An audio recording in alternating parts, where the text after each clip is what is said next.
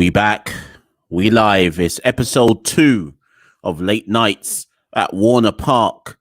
Day 2 has been completed of the... Sorry, I almost saying day 2 has been completed. A day and a half of CPL has been completed with a night game to go soon as this live broadcast comes to a close in about half an hour or so. My name is Mashal St. Patrick Hewitt. I'm one half of the Caribbean Cricket Podcast. And with me, just like last night when we debuted the show, we've got the great statistician himself, Static. Static's got his own fan base, a bigger fan base than the Caribbean Cricket Podcast, to be honest. But thank you, Static, for joining us once again. Thanks. Yeah. The first show that we live streamed yesterday, thank you to everyone who viewed it. Loads of you must have gone to view it afterwards because I just had a scan of the numbers from yesterday and they're very, very healthy. So thank you to everybody who has kind of joined the wave. You know, everyone who's been smashing the like and subscribe button is really appreciated. In the description below, in the YouTube description below, I've included Static's Twitter handle. Go and follow him if you don't already know about his work, etc. If you're in on the live, say hello. You know the drill by now. We'll bring you up when you bring up pertinent comments, etc. But let's get straight into it. First things first, before we do anything, let me just unveil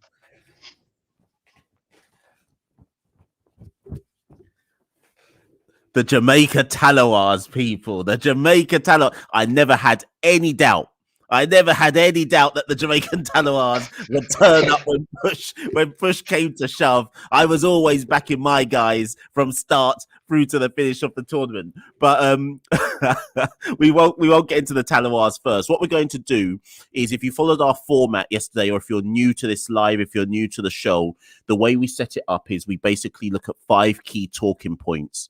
We'll always try to go live at 11 p.m. So we'll look at the talking points from the games before and then briefly look ahead to the game ahead. So yesterday we did 5 key talking points from the very first game of the tournament, which was Guyana versus Trinbago. And we looked ahead to Barbados Royals versus St Kitts and Nevis Patriots. And hopefully, actually, if a lot of you look back at that video from yesterday, a lot of what Static and I thought would happen in that Barbados St Kitts game actually came to pass. So tell your friends about what we're doing here, because we're not stupid. We do actually know some stuff. But let's get into that first and foremost, Static. Let's get straight into it. You and I have discussed the 5 key talking points, and the first point that we wanted to bring up for everyone was this one. So yesterday, Barbados Royals had St Kitts and Nevis Patriots. At one point, they were 39-4. Just outside, I think, the first over after the power play, Asif Ali got out, and it was 39-4. At that point, and in fairness, Barbados were bowling well. Oshane Thomas bowled a spell that I haven't seen from him in a long time. In fact, Oshane Thomas's spell was the spell that we thought Oshane Thomas was capable of when he first debuted. Way back when. This is what we thought he would always be, and that was super encouraging to see. But we've called this first talking point, Static, the Patriots batting depth to recover. I'll let you go. I'll let you just go and talk on that first and foremost. Yeah, I think we discussed this yesterday as well. St Kitts probably have the best batting lineup in the tournament. So even though they lost Chris Gale and Evan Lewis right at the top when the ball was moving around, they had Bravo and Rutherford to actually play a conventional innings, get them through. And then Bravo, Rutherford, and Fabian Allen teed off. So I think having Rutherford and Fabian, who are West Indies quality finishers, and then you combine that with Bravo's experience, they probably have one of the better lower orders in the tournament. And it's not always that Lewis and Gale are not going to fire at the top. So I think that batting depth is very promising for the tournament. They had Asif Ali batting higher than he probably should have, but I think they can afford that because they have that cushion in Bravo. And Dominic Drake didn't even bat yesterday because Fabian came in and he finished with 19 of 7 or something of that sort. So I think it just sends a message for the rest of the tournament that these guys have a fresh team. They have Bravo and Gale who are hungry to fire, and I think just sends out a message that they're not going to back down even if they lose early wickets or if they're down early. Yeah, I mean, I've got to echo that 100%. And I mean, I won't lie. I think when St Kitts were 39 for 4, I thought, okay, there's been a lot said about this St Kitts and Nevis batting lineup. What are they really made of? And they showed what they were made of, and then some. Now, what was quite interesting to me, obviously, Bravo and Rutherford put together a partnership of 115 from like 70 balls. So it wasn't even like it was a sedate partnership, although they were consolidating. When they decided to go for it, they really went for it. But and it wasn't high risk shots. They were calculated, well executed shots when they went for it. But the thing, here Contact said it. In fact, I must big up Bravo because I thought he couldn't hold a bat anymore, but it looks like he's finding his form. There were a couple of innings for West Indies during the summer games of 15 or whatever it is we had over with South Africa, Australia, Pakistan, where Bravo was actually promoted up the order. And I don't blame Contact here. I think a lot of us, I'm not as big a follower of IPL as you are, Static, but I think a lot of us had basically written off Bravo's batting because he'd not really, with any of his franchises, allowed to bat higher than 8 if he's lucky. Yeah, it's not a fault of his own, right? I think he got a couple of opportunities for the West Indies because guys were actually rested. Otherwise, for no fault of his own, he's not going to bat above 8. Yeah. But having seen how he went, obviously it's just one game, but he came in at number, it was after the fall of the 4th wicket, so I think he came in at number 6. Yeah, came in at number 6. You and I have discussed before about how Holder might want to be the person that West Indies use to break up all the left-handers at the top. I've always said that I'm not convinced Holder automatically makes the West Indies T20 team, whereas Bravo does make the West Indies T20 team no matter what. Is there or are there signs that we could be using Bravo in that role for the West Indies? No, I think we saw he was promoted against Australia, right? I think that was a clear sign that if Holder's rested or Holder's dropped from the team, then they're actually looking at promoting Bravo for that, if there's any scope for it. So if we go in with that 4 left-handers at the top lineup with Gale opening, then we could actually see Bravo moved up at some point, just for matchups. But I think if we lose 3 wickets at the top and we want someone to actually consolidate like Bravo did yesterday, then that's probably something to look at for sure. He's probably not the biggest hitter going around. He's not going to hit 6s every ball, like say Pollard or Dreras. But if we lose early wickets and we need someone to consolidate, then yeah, for sure. And if people are listening saying, why are you talking about Bravo? Sorry, why are you talking about the West Indies? I think everyone's got to remember that the context of CPL this year, more than any other year, anyone who stands out in CPL this year is going to make themselves a possible contender to either sneak into the West Indies team, or it's going to be instructive for Phil Simmons about how that final 11 or kind of main squad of 15 will look like as they head into the World Cup. So the Patriots showed us about their batting depth, but something we touched on in episode 1 yesterday, Static, is we raised concerns about Barbados's batting order, and the game was about to start. When we went off air, the game was going to start in about half an hour, and the final thing we both said in that episode was, how are they gonna sort their batting order out? There's too many all-rounders there. Where's Holder gonna bat? Where's Mayer's gonna bat? Surely Azam Khan's not gonna come down at number 5 or 6. And then the same things that we thought might be an issue were the exact things. You see that Barbados innings yesterday, Static? It basically went nowhere.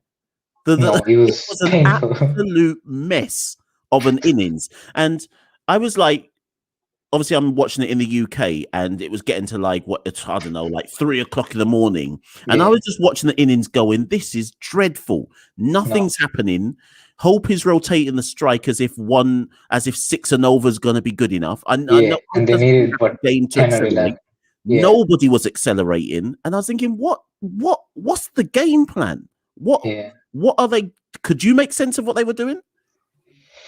No, it didn't make sense because Phillips went out early, and I think the entire batting strategy for the rest of the tournament is going to rotate around Phillips, like it was when Phillips was with Jamaica. Right? They need him to actually anchor the innings and play big strokes or whatever it is, because Hope's a very one-dimensional player. He's not going to accelerate at any point. Mm. Johnson Charles is very hit or miss. He might get it away sometimes, but you can't rely on him to play a 40 or 50. And I don't understand why they sent in Holder in the power play when why Holder came up in the power play. Yeah. He should have been Mayers at that point Yep. because that's the role he played last year. He was coming in at 3. So too early because you'd have expected Mayers to come in. But then the crazy thing is once when spinners started to come on, Fabian and Fawad Ahmed, they actually sent in Mayers instead of Azam Khan. Yeah. Yeah, and the crazy thing is the moment Mayers got out, Azam came in and he started smashing the spinners.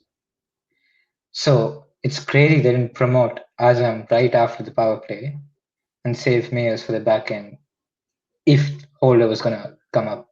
So honestly, there's no fix to that because it's always gonna be a mess, but I think if they were to control it, then try sending Azam to take on the spinners, and one of Holder or Mayers will have to compromise and come down at 6 or 7 at that point. Right. Yeah. And Yeah. that last bit from you there is what I believe. I don't think.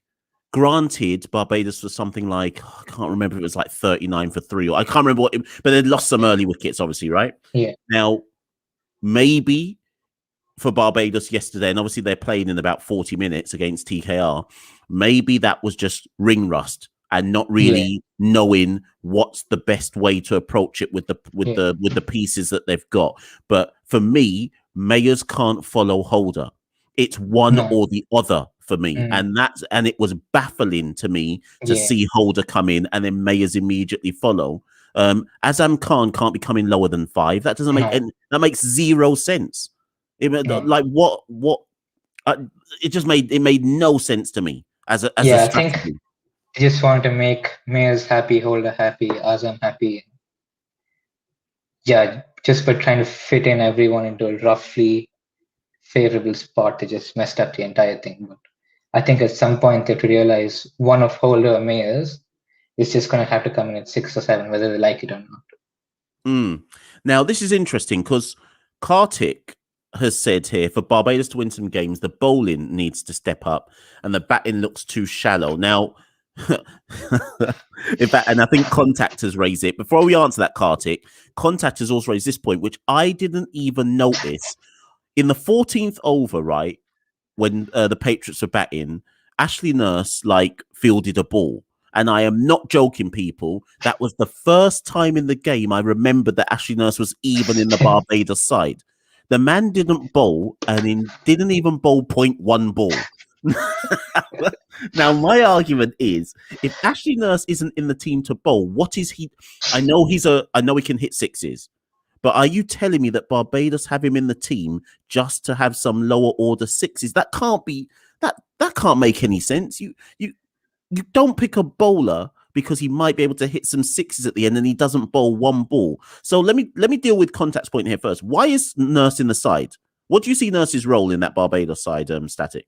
He's probably there to bowl some off spin, but I think Hayden Walsh got hit around and they thought they'd just go with seam, so they brought in Tisara Pereira. But if they know they have Mayers and Pereira and Holder, all those all-rounders are going to bowl, then you may as well pick an additional batsman. So exactly. But then who's the additional batsman? Naeem Young, probably? Yeah, and they can fill in that emerging player spot as well because they didn't play any emerging players yesterday. Of course, so yeah, that's a good if point. They want to play that placeholder spot somewhere, then you may as well give it to Naeem Young. And so Kartik, that answers your point about the batting looking too shallow. For me, the issue was why was Ashley Nurse there? And that might explain why batting looks a bit shallow. In terms of the bowling, I don't know if it was that the bowling was weak because they were excellent. Well, Shane Thomas was excellent up top. Oshane was very good. Carl Mayers was very good. Yeah. I just think But they, their death bowling was yes, rank awful. Yeah. yeah, And that's it's it. not Yeah. unexpected. That's what happened last year as well. Mm, Holder went back to his nonsense length balls at the death. And Tisara, I don't know why Tisara's even asked to bowl at that point of the innings, right? Because I don't remember a single instance where he's bowled well in the last few years. mm, He really shouldn't be bowling. So I think they got themselves into that mess by giving Oshane four in the trot, which makes sense. He was bowling very well. They probably wanted to get it done then. But mm. given Fabian was to come after Rutherford and Bravo, the batting was actually not going to end right there. So I think St. Kitts knew that was going to happen. And I think Bravo at one point, he was just dead batting Oshane. Yeah. Yeah, he was just dead batting Oshane. And they knew there was a junk going to come at the death. And they fully cashed in on that. And But that's something Barbados why have to fix. I love that you said that, because that's, to me, why that partnership was so brilliant. Because if you wanted an exhibition in T20 cricket as to play in your matchups and waiting to cash in, both Bravo, because Rutherford, people who follow Rutherford's career, Rutherford usually tees off early. He doesn't Yeah, usually wait that long to tee off. Now, I'm putting that down to the experience of Bravo being captain and saying to him, listen, your time's going to come. All you need to do is just hang in there, rotate with me, hang in, hang in. And I looked at it carefully. It was the 13th over onwards. That's when they started. I yeah, think it was Hayden Walsh, I think, bowled the 13th, and they yeah, targeted him. Rutherford blasted a couple of sixes. And the minute he did that, I was like, right, they're going for it from this point onwards. So it was an excellent display of how to pace an innings and wait, as you said, Static, for the junk to turn up. yeah, And then just start marmalizing the junk to all parts of the ground. When Bravo's just when, when Bravo's just taking you on and smashing you out of the park, that's when you know that the batsmen have calculated it correctly and said, "This yeah, is the time now that I can go for it." So you know, and they even played it brilliantly to give Fabian the right amount of yeah, balls. You knew when Fabian came in for the last 9-8 balls, everyone knew what was going to happen next. Six, six, six. yeah, yeah, People ball into his slot. Six, obviously six straight away, yeah. right? And the guys been hitting Stark and Riley Meredith and all those guys, Rabada, Nokia. This is nothing for him. I think the moment he came in, even if he was going to face 6 or 7 balls, you knew he'd nick off a couple of sixes at the Yeah, back. In fact, when they were 110 or something of 16 overs, you almost knew they were going to hit 160, 170 given what yeah, was to come. yeah, 100%. I'm mindful of time, so we've kind of touched on Oshane Thomas, so I don't think we need to go there. But like I said at the top, wonderful display of fast bowling, swing, zip, bounce, sheer pace. Yeah, That might have been, in terms of what we've seen so far in the tournament, that's the best spell of fast bowling that I've seen in terms of yeah, batsmen looking like, and these weren't like, we're not talking like any Caribbean batsman. We're talking Evan Lewis. We're talking Chris Gale. yeah, We're talking about people who are used to this and still being like, this is too much for us yeah, right now. So that was excellent. But you told me before we went live, when we were planning this earlier today, sorry, Static, you said you want to shout out Dominic Drakes, who, for those who don't remember, he bowled 4 overs, 2 for 13. And yeah, Drakes is yet another young West Indian who came up through the under-19 ranks. People were talking about him. He hasn't made the step up yet, but that performance he did yesterday wasn't a one-off, because I've seen this in previous CPLs. What he's not done is done it enough across an yeah. entire CPL. But going on what you want to say about Dominic Drake, Static. No, when we were discussing the emerging players before the tournament began, I was like, why on earth is Dominic Drake's an emerging player for what, 4 years now, Yeah, right? yeah, He's been emerging for 4 years. And I think it's the same we discussed with Odin Smith yesterday.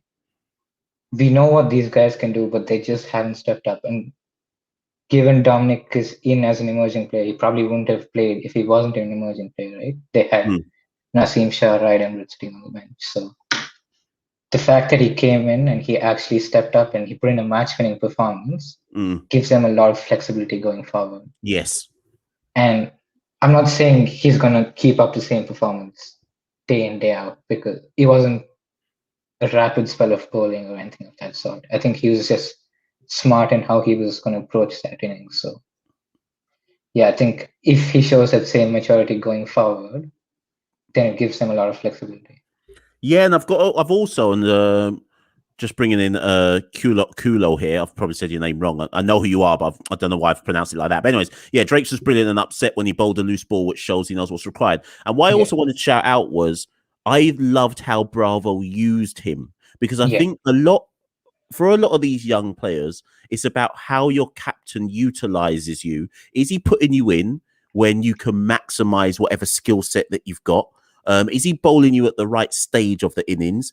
And I just thought that Bravo used Drake's well. And it's similar to Go on, sorry. Go. Yeah, it's similar to how Pollard used Jaden Seals last year. He only played a handful of games, but he never bowled the crunch overs, so to speak. The crunch overs in yesterday's game were bowled by Fabian, Cottrell, Van Meeker, and those guys. And Drake's actually got somewhat the easier overs, which is similar to how Seals was used in his first season. And yesterday we saw Seals was actually used in the power play in depth. So he had one full season to actually figure out his game, and now he bowls in the tougher phases. So I think Bravo is using Drake similarly. Once he finds his feet, you can then use him in tougher roles.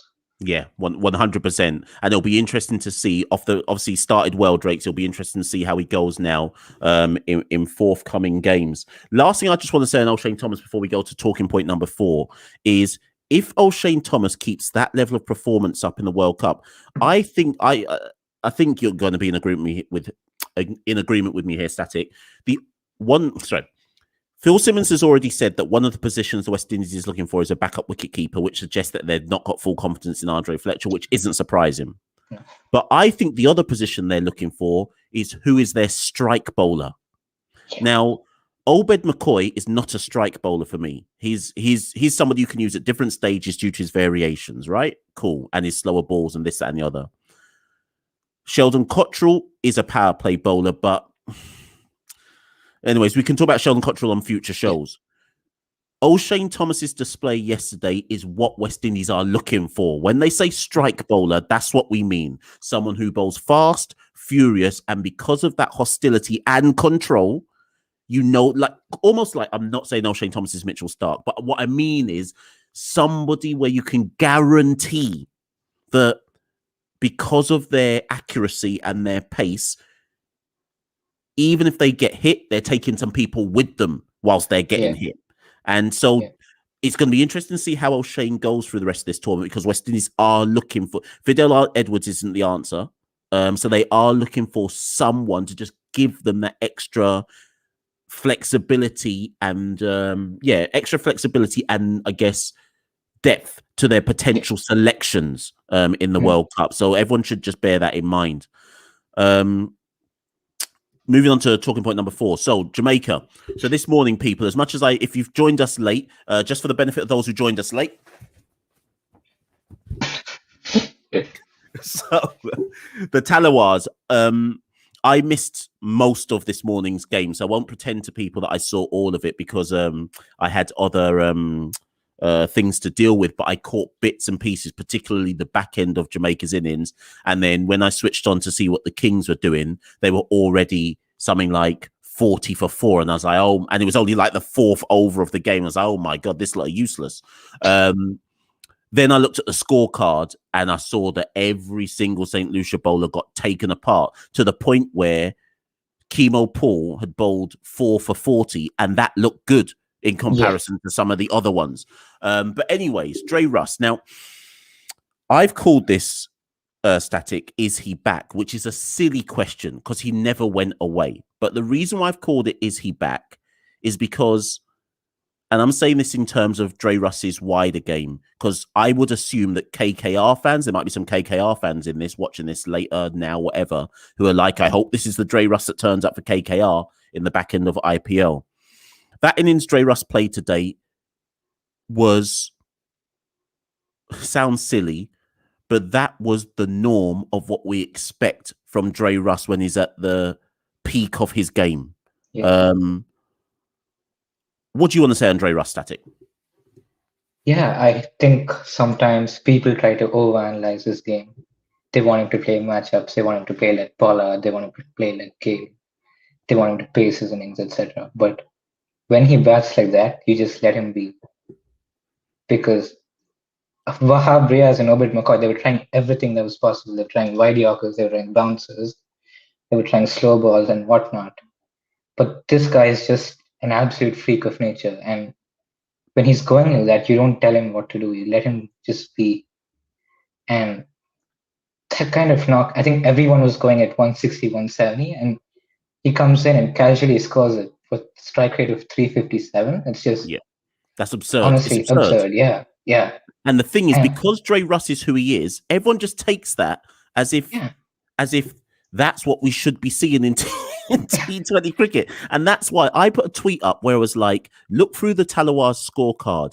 Everybody except Carlos had an amazing innings for them. But the equivalent of Chadwick Walton and Kenar Lewis having an amazing innings is going at nearly 200. Dre Russ came in and played an innings that looked completely normal. But when you study it, he got the highest score in the innings, despite everybody playing well. 50 of 14 balls at a strike rate of 357. There were players in that team who also got 40-odd of 20-odd balls, but Dre Russ at his peak is all the way up there.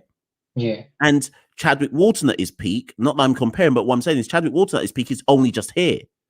And I think sometimes we don't actually appreciate just what Dre Russ is doing and how absurd it is that he's able to do that. Yeah, I think it's because of the standards that he set, right? What he did in 2019 in the IPL for West Indies and whatnot. I think he's just set the standards so high that even if he makes 50 of 28 or 29, people want more from him. And I think it's just because of the way he's raised his game so high. And I think Ian Bishop summed it up very well. He said something like, that's an unbelievable shot, but it's believable when you see it's from Dre Russ, right? Because that's exactly what we were saying. What he did today, we almost expect him to do that. I think even last season, there was a game he was chasing, 50 of 3 overs or something. And those are things you almost expect him to do. It's impossible for anyone else, but him being Andre Russell, you expect him to do that. For sure. What I would say is, and I'm just going to, looking wider than Andre Russell now, I'm just going to kind of signal kind of a cautionary note for Talawar's fans, myself included, that just because it came off today, do not take that to mean that the Talawars are going to be good for the rest of this tournament, people, because much like last year's Talawars team was very similar to this year's team, where you looked at it and it was like, so what's your strategy? 6 and out. Yeah. Now, when your team strategy is 6 and out, so Walton, Lewis, Kenar Lewis, Hyder Ali, Brathwaite, Powell, Russell, they're all 6 and out players, really and truly. When that comes off, no one beats them. But the problem with that is how often can that come off across a tournament? And what we found in last year's tournament was teams figured them out pretty quickly. And actually this probably links into our final talking point, Static, is, was it just a bad day at the office for St Lucia? Or do we see it as the Talawars being better than people think? I think it's probably a combination. I thought it was a very bad day for St. Lucia. If you asked me yesterday or the day before that, I would have put St. Lucia amongst the top 4 teams. Because that bowling lineup is a 150, 160 bowling lineup. It's not a 255, 260 bowling lineup. Obed McCoy is coming in of very good form. Wahab Riaz is far better than 3 overs for 61. Yeah. Just absurdly bad. On usual days, he's not going for more than 10 runs an over. Chemo's just coming back in. He's probably going to get better as we go further in. I don't know why Kesrick played. Oh my god! Yeah. Oh my god! When I saw Kesrick's name in the team, Do you remember? Okay, do you know why? Do you know why? Again, it goes back to what I've said to you before, Static. This is why CPL is such a weird tournament compared to others, because if you are playing for your national team, it means sometimes you just get in the side, because you can't tell me that you look at Alzari Joseph and what he can do in white ball for West Indies. I know it's ODIs, but whatever, white ball. And you look at Kesrick Williams and you go, yeah, I think Kesrick Williams the obvious choice for this game. And CPL is just weird in that way, that your nationality can sometimes trump possibly the correct decision making for the construction of your side. Because I have no idea why Kesrick Williams was in the lineup today, and it'll be interesting to see how long he's retained in the lineup. But basically, everyone got marmalized. Even Obed McCoy, he took 3 for 52, but he caught some tap. But at least he still got 3 wickets. Chase was good, in fairness. Chase was good, and Samad Patel is gonna come in once he flies in from the UK, so he's probably gonna add better value than. And what I would say as well, just for St Lucia fans who might be watching, is the reason why I think it was a bad day at the office is because the one thing that St Lucia have, which I think is a plus over other sides, is I think they've got one of the best coaches in the tournament in Andy Flower. And Andy Flower's resume across, and I'm talking about across T20s, never mind what he did with England and this, that, and the other. I'm just talking about his resume in general. He's not a coach who settles for rubbish. So he's not going to allow them to play like that many more times in a row without demanding something change or doing something about it. So I'm inclined to believe that St Lucia will get better as the tournament goes on. The only concern is their net run rate is badly damaged. Oh, true. They have to start winning sooner rather than later. Yes. Now, Kartik and others have told us that Barbados have won the toss and opted to bat first. So before we leave, because we are coming to the end, we've done our 5 key talking points. We just the way we end these shows is that we just briefly look ahead with about half an hour to go before tonight's game. So it's Barbados versus TKR. Both teams lost their first game. Obviously, Barbados played last night. TKR were in the opening game. This is going to be interesting. Now, let's just talk on the fact that Barbados have opted to bat first. Now, that tells me that whether that's the right choice or not, that tells me that teams now have thought, well, no one's actually winning by chasing. I don't think that's going to be a pitch decision. I think that's just going to be based on, look at what's been happening in the tournament so far.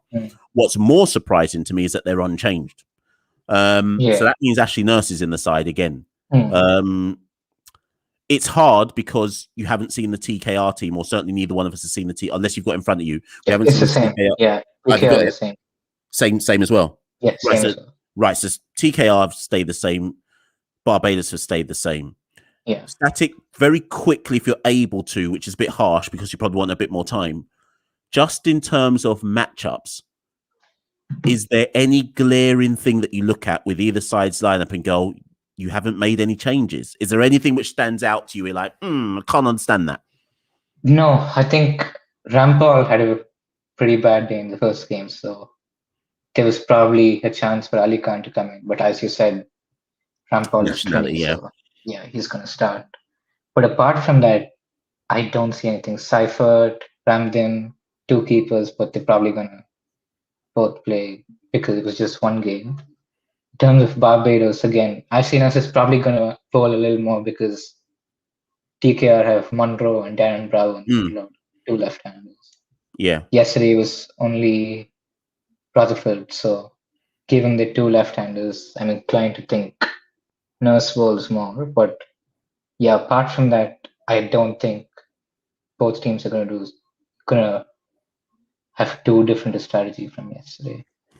So really and truly, and as we said yesterday, obviously, by all means, come online and say we got it wrong, although we didn't for Barbados versus St Kitts, hasten to add. But by all means, come online and say we got it wrong based on what we're about to say for Barbados versus TKR. But for me, Static, the thing which immediately stands out for me with these 2 teams is, for me, it's Phillips versus Simmons, or maybe Munro. And what I mean by that is whichever side's man at the top bats deep is the side that probably ends up winning. Because once that person bats deep, it allows everybody else in their lineup to play the game they should be playing. Right. And it allows them to come in at the right moment and so on and so forth. So really, I'm not saying who's going to win, but it's about whose opening batsman actually plays their role properly, if that makes any sense. Yeah, and I think Pollard's going to be important as well because, like yesterday, if Barbados do get a good start, are they going to sustain it in the back half? Because that's the phase Pollard's going to control.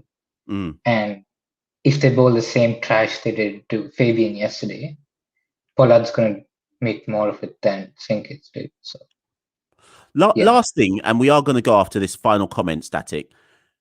You mentioned it briefly. I'm surprised you didn't say any more on it. Seifert and Ramdin, totally understand why they're both in. But I think we discussed it in yesterday's show, but I would be inclined, if I'm going to play Ramdin, I'd be inclined to either make sure he doesn't bat at all or make him come straight after the power play. When I say straight after the power play, I mean if you need someone to, when I say straight after the power play, let me rephrase that. If they need someone to consolidate early, then I'm sending Ramdin and I'm not sending Seifert. Yeah, that makes sense. I think Ramdin's probably better at rotating the strike than Seifert, but I think both are suited to batting in the top three, so they're not going to have it their way either, regardless. Yeah, okay. And the alternative's Dion Webster, who's also top order bat. So. Yeah, good point. Yeah. Do you know what? We could do an entire podcast on how CPL teams never make sense in how they construct how they construct their decisions in terms of batsmen, because so many teams are like that. Where you're like, wait a minute, why have you gone so top heavy? People are by default going to have to play out a position. Last point. That's why Sinkits are such a special team this year, because they're not top heavy or bottom heavy. Yeah, stars at the top, at the bottom, they've got decent bowling. So in that sense, they're probably more balanced than TKR, even if they don't have the same experience of winning titles. We'll let the last point come from Kartik. When not necessarily going to answer it, but just for everyone, how Walsh Jr. is used. You better believe that Pollard is going to be targeting Walsh Jr. today. If you better believe that. So yeah, I think there's validity in what you're saying there, Kartik, in terms of how Barbados choose to use him when he comes on. Who's the matchup they're going for? Because the thing with Walsh Jr. is, in international cricket, guys haven't seen him. So yes, I think against Australia, they had no clue how to play him. They couldn't spot his variations. But these CPL guys know how to play him. You saw Rutherford yesterday. He was picking him for easy sixes. So I think it's actually going to be more challenging for him than internationals. Because last year in the CPL, he actually got found out a little bit. 100%. And he can't bowl trash and expect to get away with it like yesterday. Yeah. This isn't TKR are not the team to be bowling loose balls against, because they will take him apart if he's not immediately on the money. So I think Kartik is right to raise that. Anywho, ladies and gents, anyone who's been on the live, thank you very much as ever. Tell a friend, tell your family, tell anybody who actually likes CPL as a franchise tournament. Static and I will be trying to do this on a daily basis. We can't guarantee it'll be every single day, but we've done 2 in a row so far. Smash the subscribe button, smash the like button, read the comments, read the description underneath to make sure you can find where Static is. Enjoy tonight's game, Barbados Royals versus Trinbago Knight Riders, and we should be back, roughly speaking, the same time tomorrow. Thank you for tuning in. Love all the comments and see you then. Peace.